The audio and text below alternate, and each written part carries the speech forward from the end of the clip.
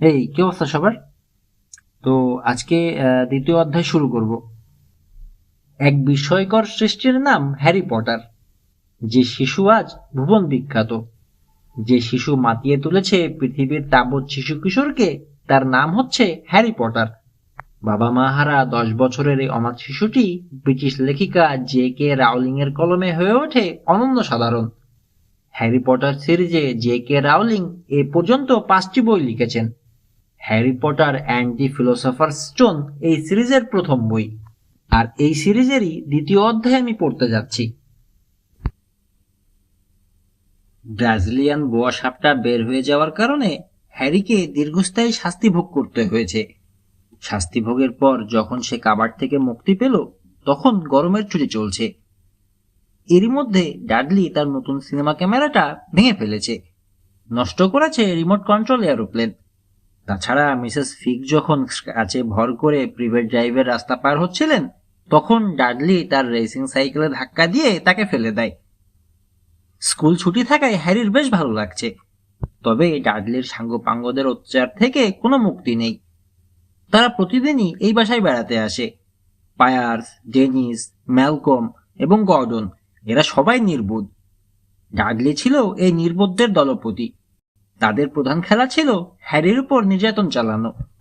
এই কারণে হ্যারি ইচ্ছে করেই বেশিরভাগ সময় বাসার বাইরে কাটাতো, এদিক সেদিক ঘুরে বেড়াতো। শিগগিরই ছুটি শেষ হয়ে যাবে। সেপ্টেম্বর মাসে হ্যারি সেকেন্ডারি স্কুলে যাবে। তখনই সে প্রথমবারের মতো ডাডলির হাত থেকে ছাড়া পাবে। ডাডলি ভর্তি হবে আঙ্কেল ভার্ননের পুরনো স্কুলে।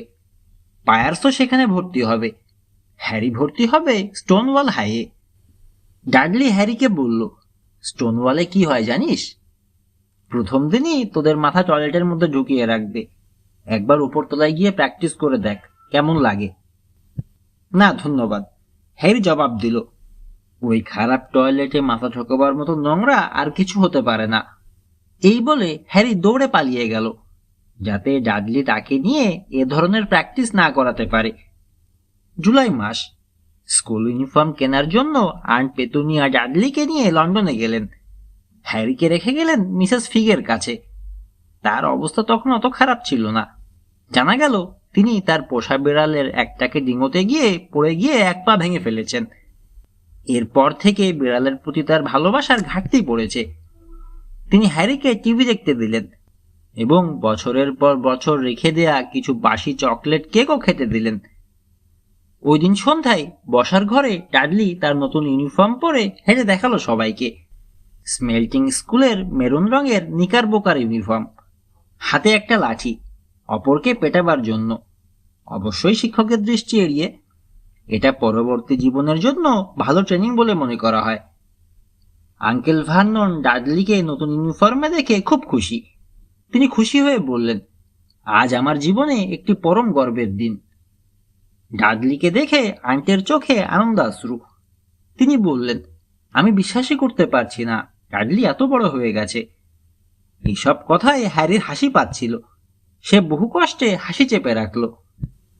পরদিন সকালে হ্যারি নাস্তার জন্য রান্নাঘরে গেল এবং সেখানে যে সে বিশ্রী একটা গন্ধ পেল। রান্নাঘরটা ছিল বড় সড়ো, সেখানেই খাবার টেবিল। মনে হচ্ছে ওখানে রাখা একটা বড় গামলা থেকে দুর্গন্ধ বেরোচ্ছে। হ্যারি উকি দিয়ে দেখল যে বড় গামলার ভেতরে ময়লা কাপড় পানিতে ভেজানো। সে আন্ট পেতুনিয়াকে জিজ্ঞেস করলো, এগুলো কি? আন্ট ঠোঁটে ঠোঁট চেপে নিরেট কণ্ঠে বললেন, এগুলো তোমার স্কুলের ইউনিফর্ম। হ্যারি মন্তব্য করল, আমি বুঝতে পারিনি যে এগুলো এত ভেজা হবে। আন্ট বললেন, বোকার মতো কথা বলো না। আমি তোমার জন্য ডাডলির কিছু পুরনো কাপড় রং করে দিয়েছি। শেষ হলে দেখবে তোমাকে ঠিকই মানাচ্ছে। হ্যারির মনে সন্দেহ দেখা দিলেও সে কোনো প্রশ্ন করল না। ওই পোশাকে স্টোনওয়াল স্কুলে তাকে প্রথম দিন দেখতে কেমন দেখাবে? তাকে দেখে মনে হবে সে হাতের চামড়ার পোশাক পরেছে। ডাডলি এবং আঙ্কেল ভার্নন ঘরে ঢুকে নাক কুচকালেন, কারণ হ্যারির ইউনিফর্ম থেকে দুর্গন্ধ বেরোচ্ছে। আঙ্কেল ভার্নন পত্রিকার পাতা খুললেন আর ডাডলি লাঠি দিয়ে টেবিল পেটাতে লাগলো। বাইরে ডাক বক্সে পড়ার শব্দ শোনা গেল। আঙ্কেল ভার্নন বললেন, ডাডলি যাও তো, যে চিঠিগুলো নিয়ে এসো। হ্যারি যাক না, ডাডলি বলল, হ্যারি যাও তো, চিঠিগুলো নিয়ে এসো। আঙ্কেল ভার্নন বললেন। ডাডলি, ওকে লাঠি দিয়ে খোঁচা মারো তো, আঙ্কেল ভার্নন বললেন। লাঠি তোলার আগেই হ্যারি উঠে ডাকবাক্সের দিকে রওনা দিল। হ্যারি গিয়ে দেখল পাপোশের উপর 3টা চিঠি পড়ে আছে। একটা পোস্টকার্ড এসেছে আঙ্কেল ভার্ননের বোন মার্জের কাছ থেকে। তিনি আইস অফ উইডে ছুটি কাটাচ্ছেন। দ্বিতীয় চিঠি একটি বাদামি খামের ভেতর, কোনো বিল থাকতে পারে এতে। তৃতীয় চিঠিতে লেখা হ্যারির জন্য চিঠি। নিজের চিঠিটি হ্যারি হাতে তুলে নিল। তার বুক ধড়ফড় করতে লাগলো। তাকে তো এই পর্যন্ত কেউ চিঠি লেখেনি। তার কোনো বন্ধু বান্ধব বা আত্মীয় স্বজনও নেই। তাহলে কে লিখতে পারে? চিঠির খামে হ্যারির নাম লেখা। চিঠি যে হ্যারিকে লেখা হয়েছে এ ব্যাপারে কোনো সন্দেহ নেই। মিস্টার এইচ পটার, সিঁড়ির নিচের কাবার্ড 4, প্রিভেট ড্রাইভ, লিটল হুইঙ্গিং, সারে। চামড়ার মতো শক্ত হলুদ খামে সবুজ অক্ষরে লেখা ঠিকানাটা। ওপরে কোনো ডাক টিকেট নেই।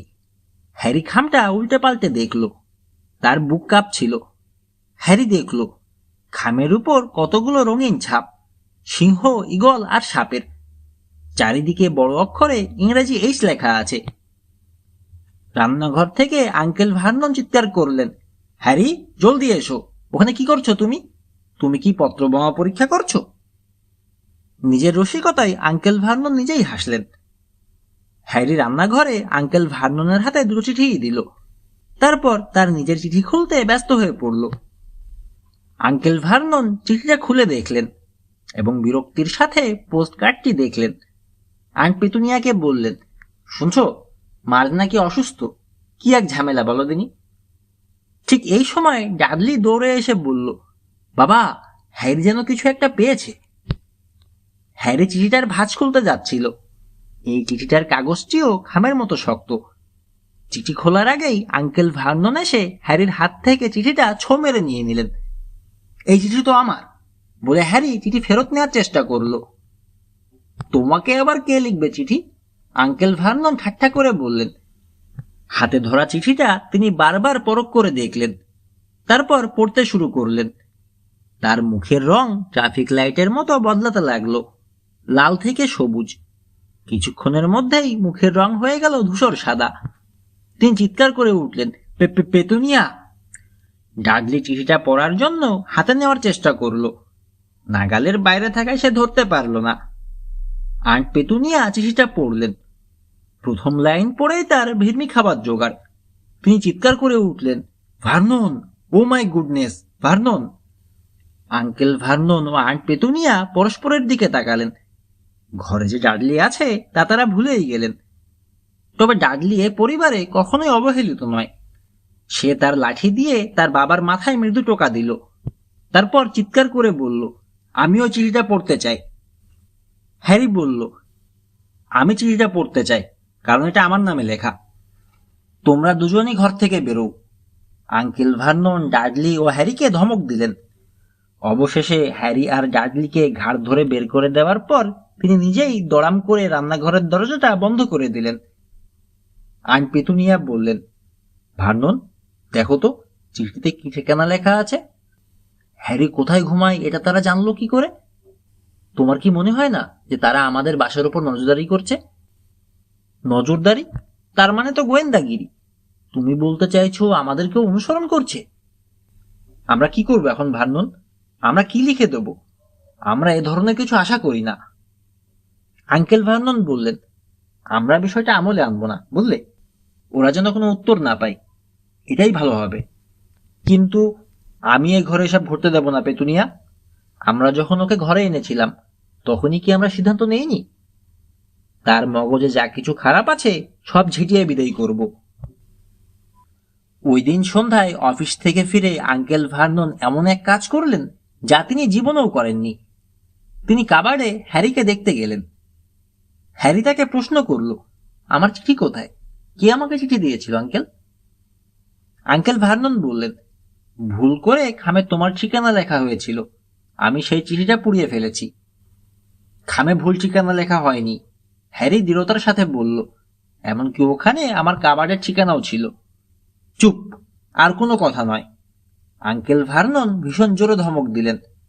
তার ধমকের শব্দে সিলিং থেকে কয়েকটি মাকড়সা নিচে পড়ে গেল। ধমকের পর পরিবেশ সহজ করার জন্য তিনি হাসার চেষ্টা করলেন, কিন্তু তার চেহারার কাঠিন্য কিছুতেই দূর হলো না। হ্যাঁ হ্যারি, আঙ্কেল ভার্নন বললেন, আমি আর তোমার আন্ট ভাবছিলাম, যেহেতু তুমি বড় হয়েছ, সেহেতু তোমাকে আর কাবাডে রাখা ঠিক হবে না। তুমি এক কাজ করো, তুমি ডাডলির দ্বিতীয় শোবার ঘরে চলে যাও। কেন? হ্যারি প্রশ্ন করে বসল। খবরদার, কোনো প্রশ্ন করবে না, আঙ্কেল কড়া ভাষায় বললেন। তোমার মালামাল নিয়ে সোজা উপরে যাও। ডার্সলি পরিবার যে বাড়িতে থাকেন সেখানে 4টা কক্ষ। একটাই থাকেন আঙ্কেল আর আন্ট। দ্বিতীয় কক্ষটি অতিথিদের জন্য পৃথক করে রাখা হয়েছে। আর একটাতে থাকে ডাডলি, সর্বশেষ ঘরটা, যেটা সব থেকে ছোট।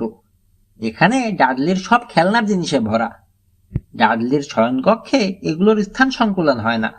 অন্যদিকে হ্যারির জিনিসপত্র এতই কম যে কাবার্ড থেকে মালামাল নিয়ে সে একবারই উপরে উঠে গেল।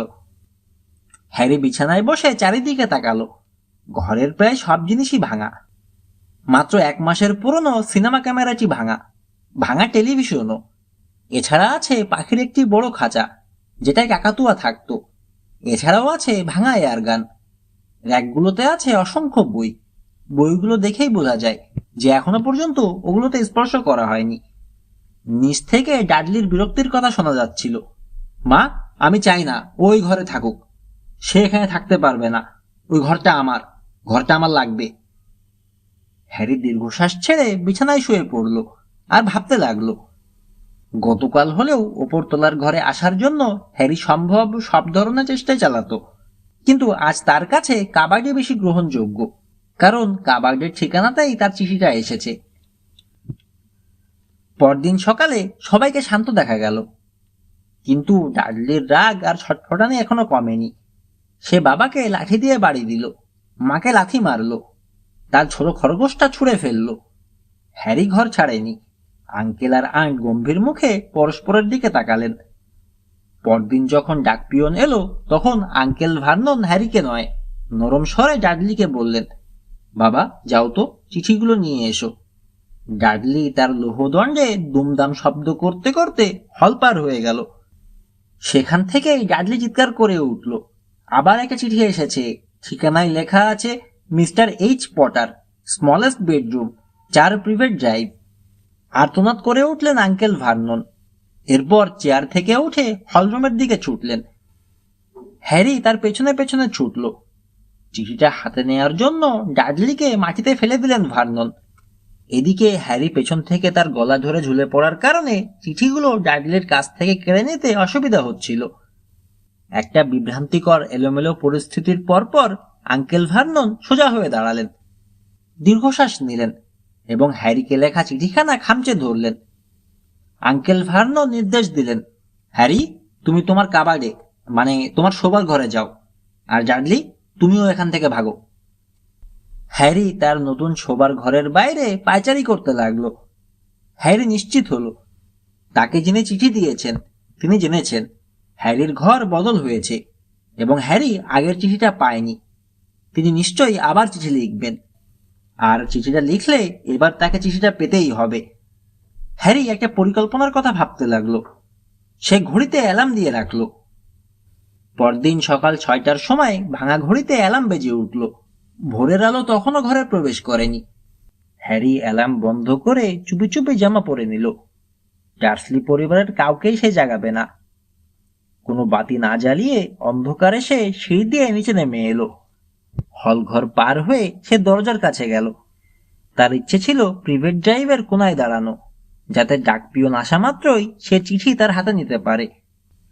দরজার কাছাকাছি পা দিতেই হঠাৎ হ্যারি লাফ দিয়ে উঠল। আরে, পাপোশের উপরে কি যেন, এ যে জীবন্ত প্রাণী। হ্যারির মুখ ভয়ে শুকিয়ে গেল। এ কি? এ যে আঙ্কেল ভার্নন। তিনি দরজার গোড়ায় একটি স্লিপিং ব্যাগে ঘুমিয়ে আছেন।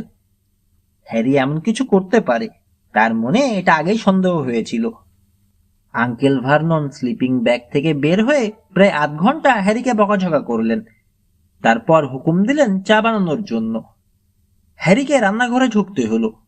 চা নিয়ে এসেই হ্যারি দেখে যে ডাকপিয়ন এসে গেছে এবং চিঠিগুলো আঙ্কেল ভার্ননের কোলে। হ্যারি লক্ষ্য করল 3টা চিঠি সবুজ কালি দিয়ে লেখা। হ্যারি বলল, আমার চিঠি কোথায়? এর মধ্যে আঙ্কেল ভার্নন সব চিঠির খাম খুলে ফেলেছেন। তোমাকে আবার কে চিঠি লিখবে? আঙ্কেল ভার্নন প্রশ্ন করলেন। তোমাকে কেউই চিঠি লিখবে না। আঙ্কেল ভার্নন আবার বললেন, ওই চিঠিতে ভুল করে তোমার নাম লেখা হয়েছিল, বুঝতে পেরেছ? আমার চিঠি কোথায়? প্রশ্নের জবাব না দিয়ে আঙ্কেল ভার্নন হ্যারির সামনেই সবগুলো চিঠি টুকরো টুকরো করে ছিঁড়ে ফেললেন। তিনি সেদিন আর অফিসে গেলেন না, সারাদিন বাসায় কাটালেন। ডাক বাক্সটাতে এমনভাবে পেরেক ঠুকে দিলেন যাতে এখানে কেউ চিঠি ফেলতে না পারে। ভালোই হলো, আন্ট পেতুনিয়া মন্তব্য করলেন, এখন আর কেউ চিঠি দিতে পারবে না। চিঠি দিতে হলে তাদেরকে উপরে উঠতে হবে। আঙ্কেল ভার্নন অবশ্য ততটা আশ্বস্ত হতে পারলেন না। তিনি বললেন, এসব লোক আমাদের মতো নয়, সব সময়ই এরা নতুন নতুন ফন্দি ফিকির বের করতে জানে। শুক্রবারে হ্যারির নামে কম করে হলেও 12টা চিঠি এলো। ডাক বাক্সে ফেলা সম্ভব হয়নি বলে চিঠিগুলি এবার দরজার নিচের ফাঁক দিয়ে গলিয়ে দেওয়া হয়েছে। কিছু কিছু চিঠি বাথরুমের জানালা দিয়েও ভেতরে ফেলা হয়েছে। আঙ্কেল ভার্নন এদিনও অফিসে গেলেন না, বাসাতেই কাটালেন। তিনি হাতুড়ি, পেরেক আর ছোট ছোট কাঠের টুকরো দিয়ে দরজা ও জানালার সবগুলো ফাঁক বন্ধ করলেন। শনিবারে আরো বড় অঘটন ঘটল। হ্যারির নামে মোট 24টা চিঠি এলো। চিঠিগুলো 2 ডজন ডিমের বাক্সের ভেতরে পাঠানো হয়েছিল। ডেইরির লোকেরা কিছু বুঝতে না পেরেই শয়নকক্ষের জানালা দিয়ে ডিমগুলোর সাথে চিঠিগুলো আন্ট পেতুনিয়ার কাছে দিয়েছিল। ক্ষিপ্ত হয়ে আঙ্কেল ভার্নন ডাকঘর আর ডেইরিতে বারবার ফোন করলেন, আর আন্ট পেতুনিয়া চিঠিগুলো টুকরো টুকরো করে ফুড মিক্সারে দিয়ে নষ্ট করে ফেললেন। ডাডলি বিস্ময়ের সাথে হ্যারিকে প্রশ্ন করল, তোমার সাথে কথা বলার জন্য কে এমন উতলা হলো? রোববার সকালে আঙ্কেল ভার্নন নাস্তার টেবিলে বসলেন। তিনি পরিশ্রান্ত, তবে তাকে বেশ খুশি খুশি দেখাচ্ছিল। তিনি বললেন, আজকে রোববার, ছুটির দিন, আজ আর কোনো চিঠি আসবে না। কিন্তু হঠাৎ রান্নাঘরের চিমনিতে শব্দ শোনা গেল। কিছু যেন গড়গড় করে চিমনি বেয়ে নিচে পড়ছে। তিনি যা দেখলেন তাতে স্তম্ভিত হয়ে পড়লেন। উনুনের চিমনি দিয়ে 30-40টা চিঠি বুলেটের মতো বেরিয়ে এলো। ডার্সলি পরিবারের সবাই অবাক, আর চিঠিগুলো ধরার জন্য হ্যারি লাফ দিল, বেরো এখান থেকে বেরো। আঙ্কেল ভার্নন হ্যারির কোমর জড়িয়ে ধরে উঁচু করে তাকে রান্নাঘর থেকে হলে ছুড়ে ফেললেন। আন্ট পেতুনিয়া আর ডাডলি হাত দিয়ে মুখ থেকে বাইরে চলে গেল। আঙ্কেল ভার্নন দড়াম করে দরজা বন্ধ করে দিলেন। চিঠিগুলো দেয়াল এবং মেঝেতে এসে পড়েছে। এই শব্দ তাদের কানে আসছিল। রাগে ক্ষোভে টান দিয়ে গোফ ছিঁড়তে ছিঁড়তে আঙ্কেল ভার্নন বললেন, তোমাদেরকে 5 মিনিট সময় দিচ্ছি। এর মধ্যে তোমরা তোমাদের গুটি কয়েক জামা কাপড় নিয়ে নিচে নেমে আসবে। আমরা এখনই এখান থেকে চলে যাব। এই বিষয়ে আর কোনো কথা নয়, বুঝতে পেরেছ? আঙ্কেল ভার্ননের অর্ধেক গোফ উড়ে যাওয়ায় তাকে খুবই ভয়ঙ্কর দেখাচ্ছিল, তাই তাকে কেউ কোনো প্রশ্ন করতে সাহস করল না। সবাই গিয়ে গাড়িতে বসল। ডাডলি পেছনে বসে ফুঁসছিল, কারণ সে তার টেলিভিশন, ভিডিও আর কম্পিউটার সাথে নেওয়ার জন্য প্যাক করছিল। আঙ্কেল ভার্নন তার মাথার চারিদিকে চেপে ধরে তাকে জোর করে উঠিয়ে দিলেন। গাড়ি চলছে তো চলছেই। আন্ট পেতুনিয়ারও সাহস হলো না প্রশ্ন করে, গাড়ি কোথায় যাচ্ছে? আঙ্কেল ভার্নন একটু পরপরই ডান দিকে বাম দিকে কঠিন মোড় নিয়ে গাড়ি চালাতে লাগলেন। খাওয়া দাওয়ার জন্য গাড়ি কোথাও থামলো না। সন্ধ্যা হতেই ডাডলির বিলাপ শোনা যেতে লাগলো। তার জীবনে কোনো দিন এত খারাপ যায়নি। সে খুবই ক্ষুধার্ত। সে টেলিভিশনের 5টা প্রোগ্রাম মিস করেছে যা সে দেখতে চেয়েছিল। তাকে এত খেসারত দিতে হবে জানলে সে গাড়িতেই উঠত না। অবশেষে আঙ্কেল ভার্নন এক শহরতলিতে এসে একটা হোটেলের সামনে তার গাড়ি থামালেন।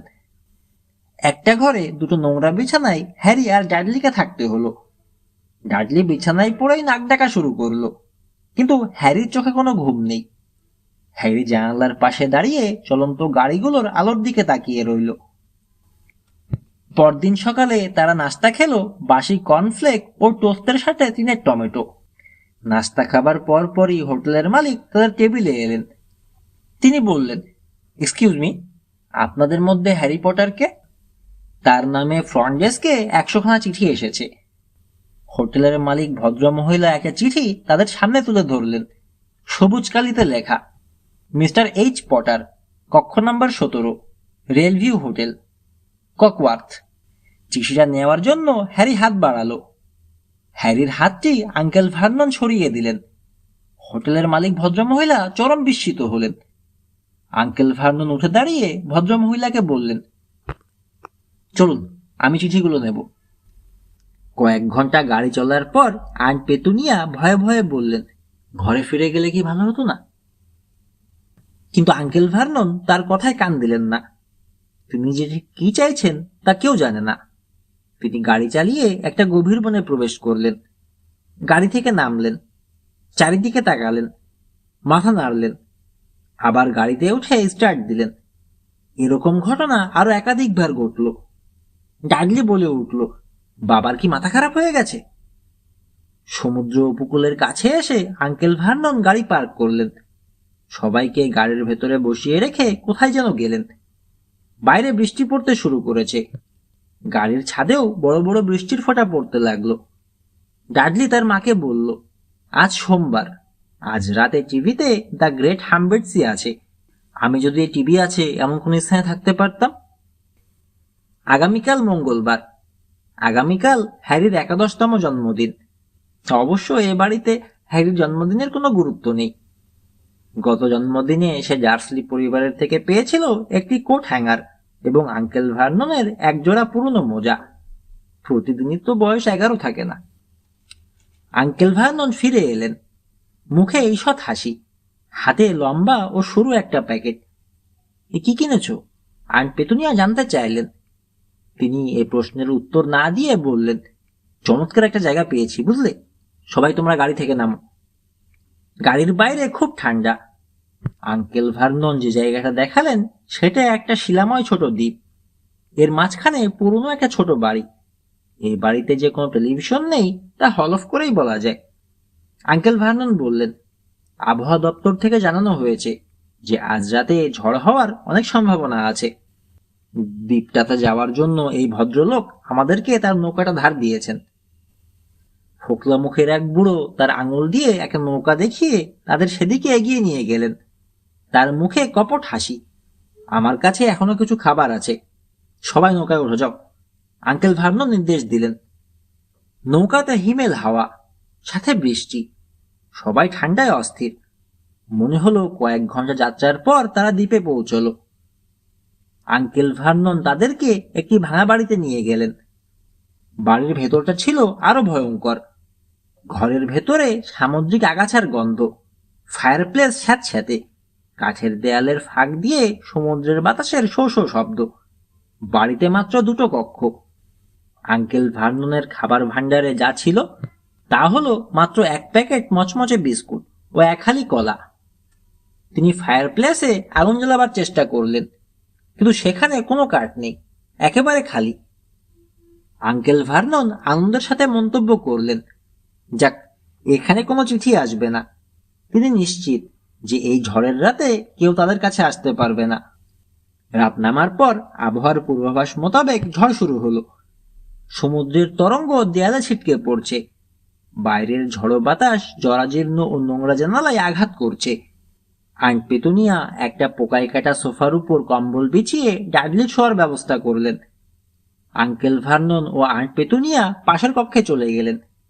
হ্যারি মেঝের উপর একটা ছেঁড়া পাতলা কম্বল বিছিয়ে গুড়িসুটি মেরে শুয়ে পড়ল। রাত বাড়ার সাথে সাথে ঝড়ের বেগও বাড়তে লাগলো। হ্যারি ঘুমোতে পারল না। একটু আরাম পাবার জন্য এপিটোপিট করছে।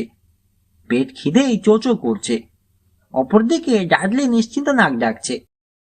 ওর হাত ঘড়ির আলো একটু পর পর ঠিকরে পড়ছে। অন্ধকারে ঘড়ির আলো থেকে হ্যারি বুঝতে পারল আর 10 মিনিটের ভেতর তার বয়স 11 পূর্ণ হবে। ডাডলি ভাবছিল যে পত্রলেখক এখন কোথায়। 5 মিনিট পর হ্যারি বাইরে যেন কিসের আওয়াজ শুনল। তার ভয় হচ্ছিল ছাদ মাথার উপর ভেঙে পড়বে না তো। ছাদ ভেঙে পড়লে সে অবশ্য আরো বেশি উষ্ণতা অনুভব করতে পারত। আর 4 মিনিট বাকি। হয়তোবা প্রিপেড ড্রাইভে এত চিঠি আসবে যে সারা বাড়ি চিঠিতে ভরে যাবে।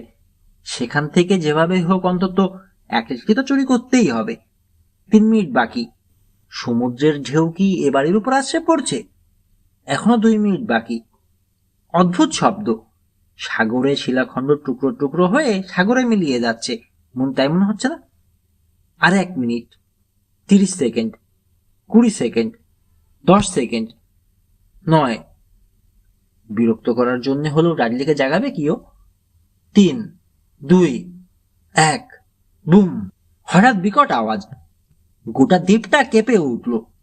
হ্যারির দরজায় কে যেন খুব জোরে জোরে কড়া নাড়ছে।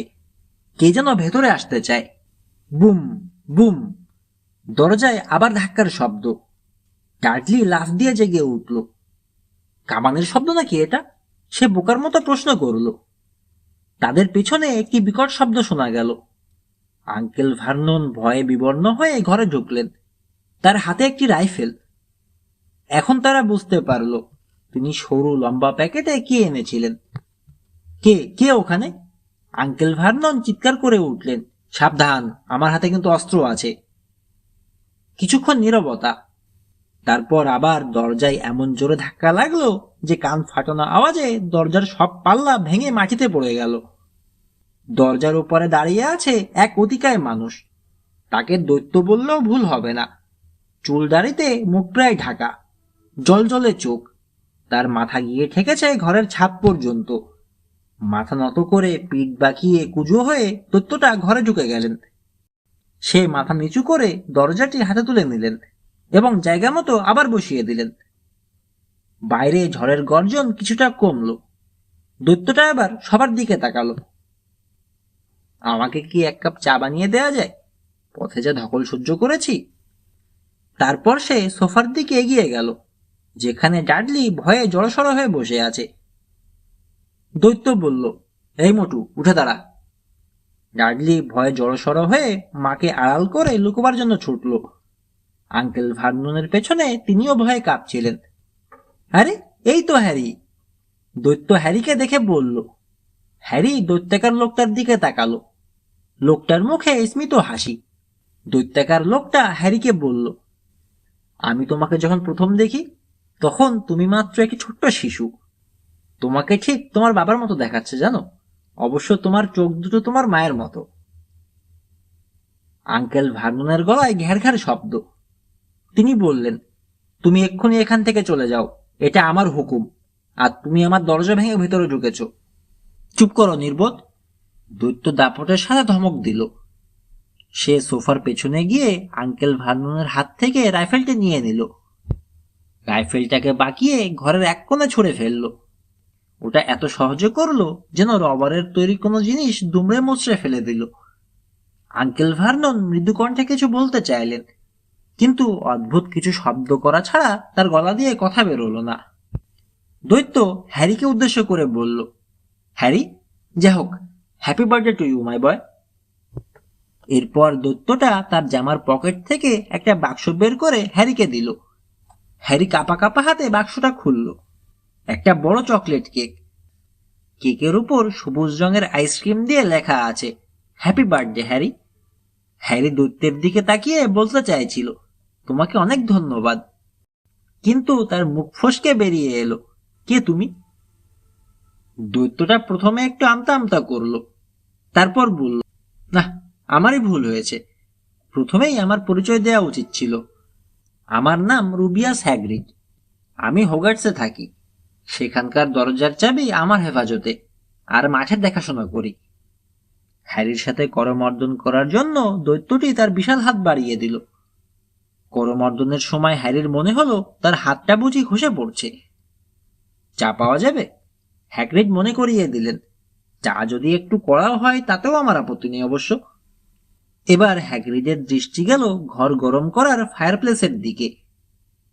তিনি ঘরের ফায়ারপ্লেসের কাছে একটু কুঁজো হলেন। মুহূর্তের মধ্যে সেখানে গমগমে আগুন জ্বলে উঠল। ঘর এত গরম হলো যে হ্যারির মনে হলো সে যেন একটা হট বাথ নিচ্ছে, আগুনে গোসল করে নিচ্ছে। হ্যাগ্রিড এবার সোফায় বসে পড়লেন। মনে হলো গদিটি বুঝি ডুবে যাবে।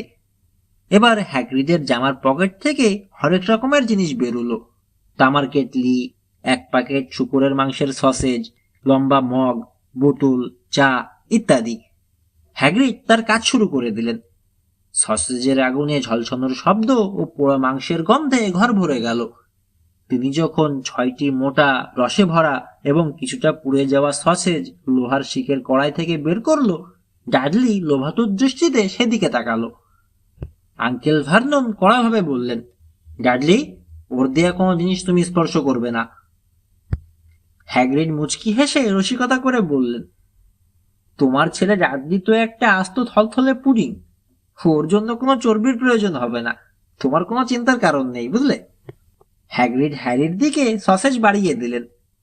হ্যারি এতই ক্ষুধার্ত ছিল যে খেয়ে মনে হলো এর আগে কখনো সে এত সুস্বাদু খাবার খায়নি। যদিও সে ভয়ের চোখে হ্যাগ্রিডের দিকে তাকিয়েছিল, হ্যারি হ্যাগ্রিডের দিকে এক দৃষ্টিতে তাকিয়েই রইল। তারপর নিজ থেকেই বলে উঠল, আমি এখনো ঠিক বুঝে উঠতে পারিনি আপনি কে। হ্যাগ্রিড এক ঢোক চা গিললেন, হাতের তালু দিয়ে মুখ মুছলেন, বললেন, সবাই যেমন ডাকে তুমিও আমাকে হ্যাগ্রিড বলে ডাকবে, বুঝেছ? তোমাকে একটু আগেই বলেছি আমি হোগার্টসের চাবির রক্ষক। ধীরে ধীরে তুমি হোগার্টস সম্পর্কে সব জানতে পারবে। না, হ্যারি বলল। হ্যাগ্রিড একটু ধাক্কা খেলেন বলে মনে হলো। তিনি হ্যারির এই উত্তর আশা করেননি। আমি দুঃখিত, হ্যারি দুঃখ প্রকাশ করল। এবার হ্যাগ্রিড ভার্সলি পরিবারের অন্য সবার দিকে তাকালো। হ্যারি, তোমার দুঃখিত হবার কোনো কারণ নেই। দুঃখিত হবার কারণ তো ওদেরই। আমি জানি তোমাকে লেখা একটা চিঠিও ওরা তোমাকে দেয়নি। হোগার্টসের ব্যাপারেও তারা তোমাকে কিছু জানায়নি। তোমার বাবা মার ব্যাপারেও ওরা তোমাকে কিছু বলেনি। আমার বাবা মার সম্পর্কে কি? হ্যারি আগ্রহ ভরে জানতে চাইল। তুমি কিছুই জানো না? হ্যাগ্রিড বিস্ময় প্রকাশ করল, বলল, ঠিক আছে, তুমি 1 সেকেন্ড অপেক্ষা করো। হ্যাগ্রিড এত ক্ষেপে গেলেন যে মনে হলো মুহূর্তেই বাড়িতে লণ্ডভণ্ড করে ফেলবেন। ডার্সলি ভয়ে পেছনে হটে দেয়ালে পিঠ ঠেকালেন। হ্যাগ্রিড হুঙ্কার দিয়ে বললেন, তোমরা আমাকে বলো, ছেলে মানে এই ছেলেটা মানে হ্যারি, ও কিছুই জানে না? হ্যারির মনে হলো যে হ্যাগ্রিড একটু বাড়াবাড়ি করছেন। সে তো স্কুলে পড়ছে, লেখাপড়ায় তো সে খুব একটা খারাপ নয়। হ্যারি বলল, আমি পড়াশোনা করি, আমি অঙ্ক অনেক ভালো। হ্যাগ্রিড হ্যারির কথায় কান না দিয়েই ভার্সলি পরিবারের সদস্যদের কাছে প্রশ্ন করলেন, আপনারা কি ওকে ওর পরিবার, ওর বাবা মা, ওর ইতিহাস এ সম্পর্কে কিছুই জানাননি? হ্যাগ্রিড যেন উত্তেজনায় ফেটে পড়ছিলেন। আঙ্কেল ভার্নন ভয়ে ফ্যাকাশে হয়ে পড়লেন। হ্যাগ্রিড হ্যারির দিকে তাকিয়ে বললেন, তোমার বাবা মা সম্পর্কে তোমার জানা উচিত। তারা খ্যাতিমান ব্যক্তি ছিলেন, তুমিও সেই হিসেবে খ্যাতিমান। কি বললেন? আমার বাবা মা খ্যাতিমান ছিলেন? হ্যারি বিস্ময়ে হ্যাগ্রিডকে জিজ্ঞেস করল, তুমি একেবারে কিছুই জানো না? হ্যাগ্রিড বিস্ময়ে হ্যারির দিকে তাকালেন। অনেকক্ষণ পর আঙ্কেল ভার্নন কিছু বলার সাহস পেলেন। তিনি বললেন, হ্যারির বাবা মা সম্পর্কে কিছু না বলার জন্য আমি তোমাকে অনুরোধ করছি। এতে হ্যাগ্রিডের রাগ বিন্দুমাত্র কমল না। হ্যাগ্রিড রাগের সাথেই বললেন, আপনি তো কখনো তাকে বলেননি চিঠিগুলোতে কি লেখা ছিল, তাই না? ডাম্বলডোর এই চিঠিগুলো হ্যারিকে পাঠিয়েছিলেন আমার সামনেই। আপনি এতগুলো বছর হ্যারির কাছ থেকে সবকিছু গোপন করেছেন, তাই না? কি লুকিয়ে রেখেছেন, কি গোপন করেছেন ওনারা?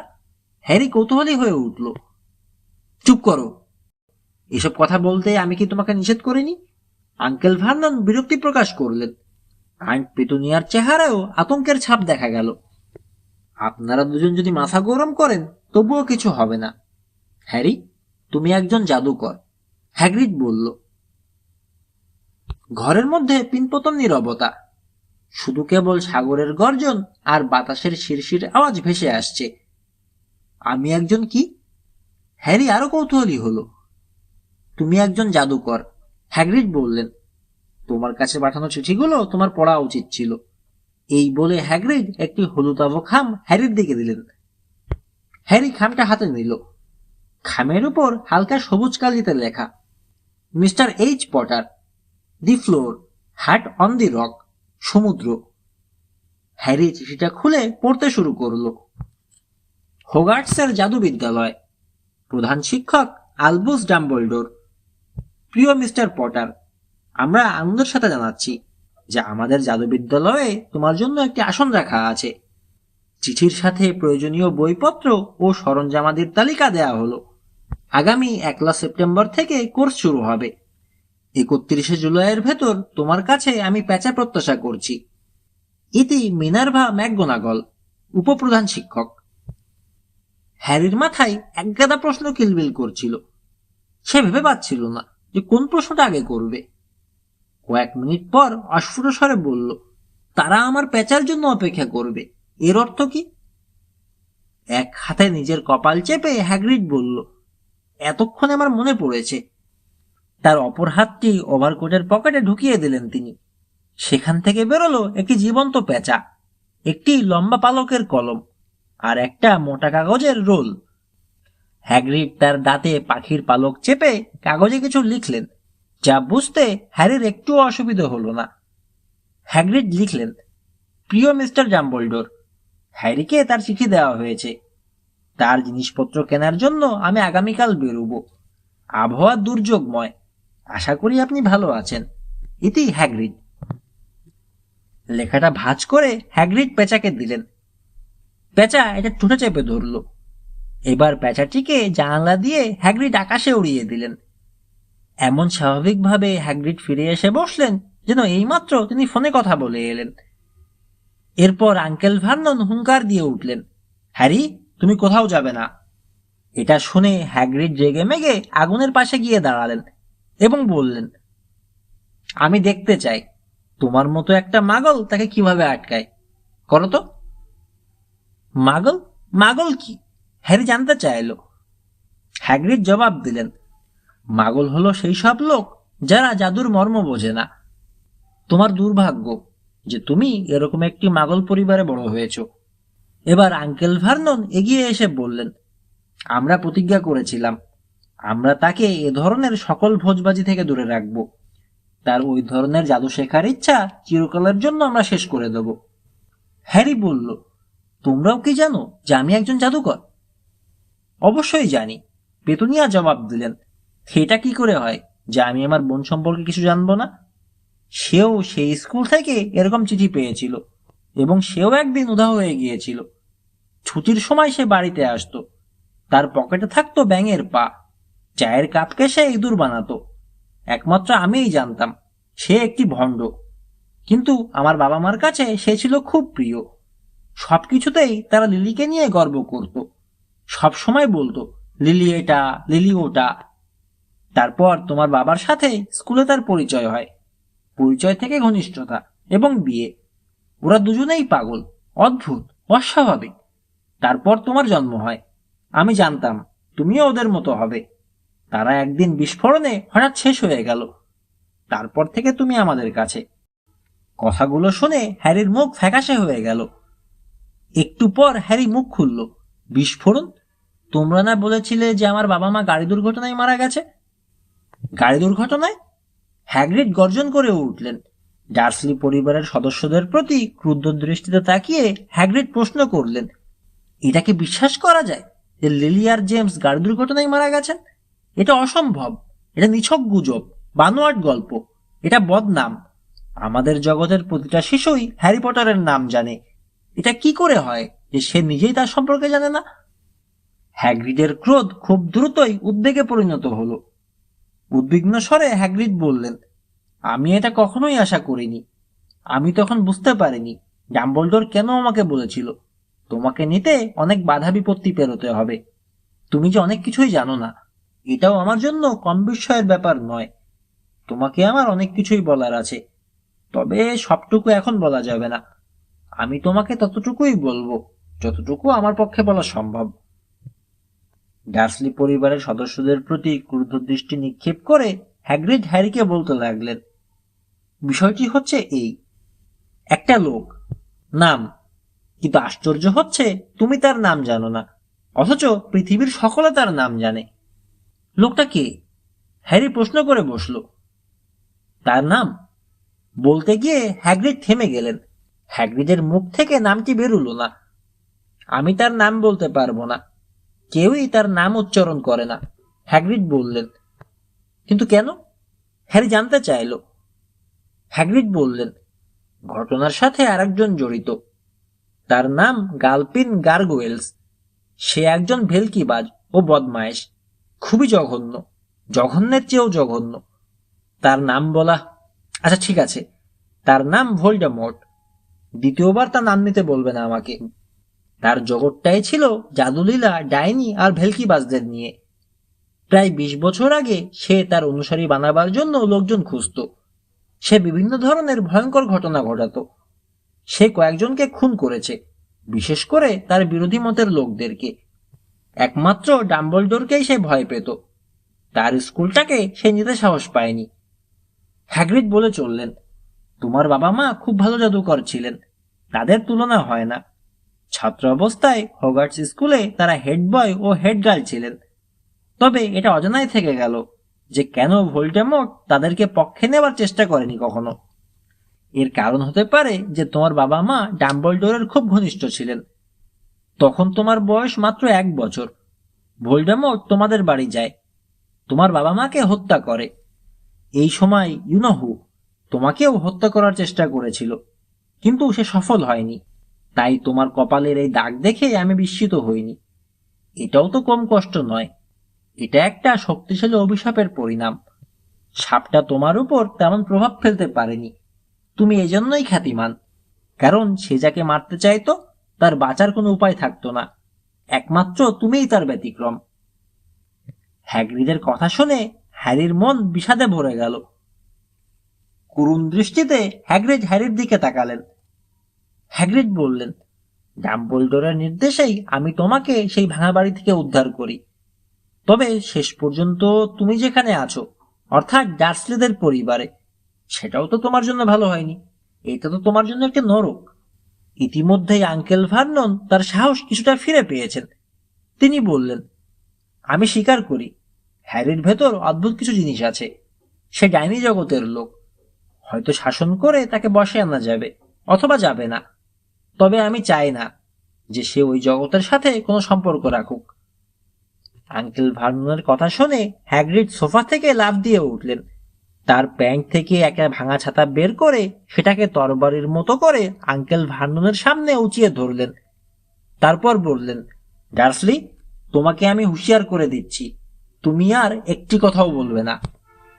ছাতার খোঁচা খেয়ে ভয়ে আঙ্কেল ভার্নন একেবারে চুপসে গেলেন। হ্যাগ্রিড পুনরায় সোফায় বসলেন। ভোল্ডেমর্টের কি হলো? হ্যারি জানতে চাইল। হ্যাগ্রিড বললেন, সে সেদিন পালিয়ে গেল। পরের রাতে সে তোমাকে হত্যা করার চেষ্টা করেছিল। তবে ওর ব্যাপারটাও রহস্য রয়ে গেছে। কেউ বলে ও মারা গেছে, কেউ বলে ও এখনো জীবিত। আন্তরিকতা ও উষ্ণতার সাথে হ্যাগ্রিড হ্যারির দিকে তাকালেন। ওর কথায় হ্যারি খুশি ও গর্বিত হওয়ার পরিবর্তে বরং মনে করল কোথাও বড় ধরনের ভুল হচ্ছে। সে জাদুকর? সে কিভাবে জাদুকর হয়? সে তো ডার্সলি পরিবারে আঙ্কেল ভার্নন এবং আন্ট পেতুনিয়ার কাছেই প্রতিপালিত হয়েছে। সে যদি জাদুকরই হবে, তাহলে তাকে কেন যাযাবরের জীবন কাটাতে হবে? হ্যাঁ, কেন কাবাডের উপর ঘুমাতে হয় তার? সে যদি খ্যাতিমানই হবে, তাহলে ডাডলি কেন তাকে সবসময় ফুটবলের মতো লাথি মারবে? হ্যারি হ্যাগ্রিডকে বলল, আমার মনে হয় কি জানেন, আপনি বোধহয় ভুল করছেন। আমার মনে হয় না যে আমি একজন জাদুকর। হ্যারির কথায় হ্যাগ্রিড মৃদু হাসলেন। তুমি জাদুকর হবে না কেন? জাদুবিদ্যাকে কি তুমি ভয় পাও? হ্যারি আগুনের দিকে তাকালো। সে এখন ভাবতে লাগলো, তার আঙ্কেল আর আন্ট তার সাথে কেন দীর্ঘদিন এমন ওলটপালট ও অস্বাভাবিক ব্যবহার করছেন। হ্যারি হাসি মুখে হ্যাগ্রিডের দিকে তাকিয়ে দেখল। হ্যাগ্রিডের মুখে তখনও স্মিত হাসি। আঙ্কেল ভার্ননের উদ্দেশ্যে হ্যাগ্রিড বললেন, তুমি কি দেখতে চাও হ্যারি জাদুবিদ্যা জানে কিনা? আঙ্কেল ভার্নন বলল, আমি তো তোমাকে বলেছি হ্যারি কোথাও যাবে না। ও স্টোনওয়াল হাই স্কুলে ভর্তি হয়েছে। তোমাদের ফালতু চিঠি আমি পড়েছি। হ্যারি হোগার্টসে যদি যেতে চায়, তোমার মতো একজন বড় মাগলও কিছুতেই তাকে রুখতে পারবে না। হ্যাগ্রিড বললেন, তুমি কি পাগল যে ভাবছো লিলি ও জেমসের ছেলের হোগার্টস যাওয়া বন্ধ করতে পারবে? জন্মের পরেই ওর নাম ওই স্কুলে লেখা হয়ে গেছে। সে সেখানে হোগার্টসের ইতিহাসে যার মতো বড় শিক্ষক হননি। সেই আলবাস ডাম্বলডোরের অধীনে পড়াশোনা করবে। তাকে ম্যাজিকের কারসাজি শেখানোর জন্য কোনো মাথা খারাপ বৃদ্ধকে আমি এক কানাকড়িও দিচ্ছি না। আঙ্কেল ভার্ননের কণ্ঠে ক্ষোভের বহিঃপ্রকাশ। শেষ পর্যন্ত তিনি খানিকটা বেশিই বলে ফেললেন। হ্যাগ্রিড আবার তার ছাতাটি তরবারির মতো করে আঙ্কেল ভার্ননের সামনে তার মাথার উপর শূন্যে ঘোরালেন আর বললেন, হুঁশিয়ার, আলবাস ডাম্বলডোরের বিরুদ্ধে তুমি একটা কথাও বলবে না। হিস শব্দ করে ছাত্রটি যখন ডাডলির সামনে চলে এলো, বেগুনি রঙের আলোর ঝলকানি, আতশবাজির মতো একটা শব্দ, এক তীব্র চিৎকার, এবং পর মুহূর্তেই ডাডলি তার নিতম্বে দুই হাত চেপে তীব্র ব্যথায় বিকট শব্দ করে উঠল। হ্যারি দেখল একটি শূকরের লেজ ডাডলির ট্রাউজার ফুঁড়ে বের হচ্ছে। আঙ্কেল ভার্নন আর্তনাদ করে উঠলেন। তিনি এত ভয় পেলেন যে তৎক্ষণাৎ আন্ট পেতুনিয়া আর ডাডলিকে দ্রুত টেনে অন্য ঘরে নিয়ে গেলেন। যাওয়ার সময় যখন দরজা বন্ধ করছিলেন, তখন তার চেহারায় ভীষণ আতঙ্কের ছাপ। হ্যাগ্রিড তার দাড়িতে হাত বুলিয়ে ছাতার দিকে তাকিয়ে বললেন, মাথা গরম করা ঠিক নয়, কিন্তু অনেক সময় এটা কাজ করে। মানে, ওকে শূকর বানানো। তবে সে এমনিতেও দেখতে অবশ্য শূকরের মতো। হ্যারি হ্যাগ্রিডকে জিজ্ঞেস করল, আপনি জাদু দেখান না কেন? এ কথার কোনো জবাব না দিয়ে হ্যাগ্রিড তার কোটটা হ্যারির দিকে ছুড়ে দিলেন। বললেন, তুমি আমার কোটটা পরে নাও। খেয়াল রেখো, এর ভেতরে আরো কিছু জিনিস আছে।